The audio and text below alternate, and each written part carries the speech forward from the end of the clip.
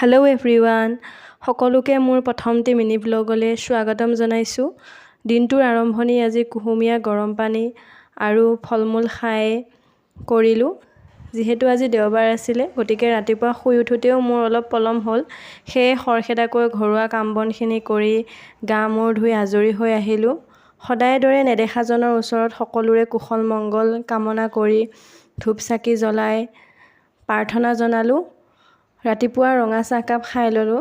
খাই মেলি মায়ে যিহেতু পুৱাৰ সাজৰ কাৰণে ৰন্ধা বঢ়া কৰি আছিলে, গতিকে মাকো অলপ ৰন্ধা বঢ়াত লাগি দিলোঁ।